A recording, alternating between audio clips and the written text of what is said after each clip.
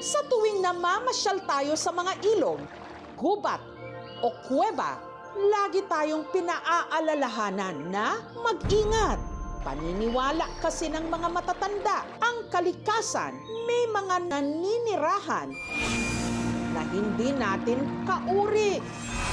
Gaya na lang ng navideohan kamakailan sa kuwebang ito sa bayan ng Gubat, Sorsogon, ang Liang Cave. Sa kuhang ito sa loob ng kuweba, makikita ang isang beshi na umaaura pa pero halos malunod sa takot. Nang sa gitna ng dilim, meron siyang napansin. Pares ng mata na nagliliwanag. Naniniwala ko na may nahunan kaming entity. Gray po yung kulay niya, tapos umiilaw po yung mata. Nilapitan na namin, bigla siyang lumubog. Hanggang ngayon parang palaisipan sa amin. Ang nasa video, si Ergie, hapon ng April 19, nang namasyal sila sa Liang ng kaibigan niyang si Cyrus. First time ko po na pumunta doon. Hinintay namin na mawala ng tao doon sa loob mismo ng cave. Nung wala na pong tao, doon kami nakapag-isip na pumasok. Sobrang dilim sa medyo loob na part.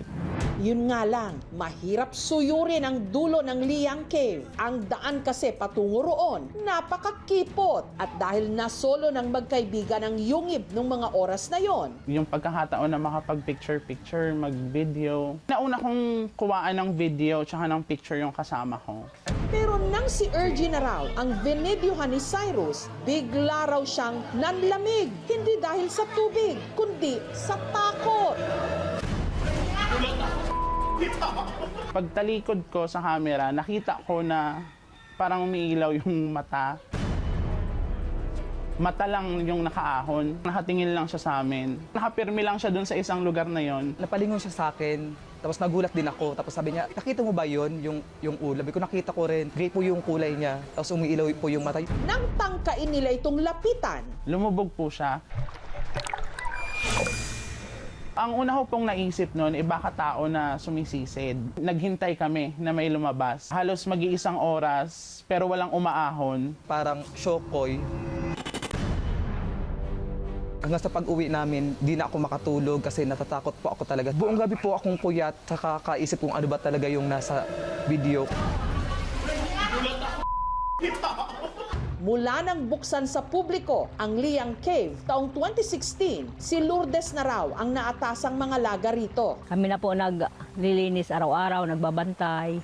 Ang tubig na dumadaloy sa kuweba, napakalinaw man, nababalot naman daw ng misteryo. Pag August hanggang December, di ba maulan? Kukunti ang tubig niyan. Ang pinaniniwalaan niyang nasa likod nito, ang di umano tagapagbantay ng kuweba. Pag umaga, doon na kami, naglilinis kami. Biglang lingon ko, may nakita ako. Nakatalikod siya, papunta ng kuweba, papasok siya. Tinitigan ko siya ng maayos, nawala. Sabi ko, ay siguro may bantay talaga dito. Tinatanong namin yung mga taga rito na mga ninununo, bakit tinawag nilang Liang? Yung mga nakatira nga dyan, yung pangalan, Liang. Sa tingin ko po talaga si Liang yun. Siguro natutuwa siya sa mga tao na nagbibideo. Gusto niya rin yung magpakita. Siguro pinipili lang yung papakitaan niyan. At may pambihira rin daw itong katangian. Naniniwala po ako na nagbabago ng anyo yung mga elemento. Ngunit wala raw dapat ikatakot sa tagapagbantay dahil may mabuti naman daw itong kalooban. Walang nadidisgrasya. Siguro binabantayan niya kami. Samantala, sina Ergie at Cyrus, binalikan ang kuweba kung saan nila na-videohan ang makatindig balahibong video. Bali nakita po namin yung elemento doon sa may bandang dulo po ng kuweba. Sa pag-asang matukoy kung ano ang nilalang na nakita nila, sinubukan ng aming team na pasukin hanggang dulo ng kuweba.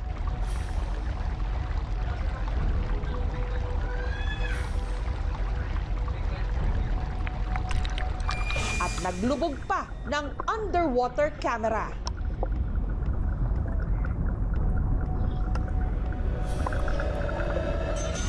Ngunit wala silang nakita.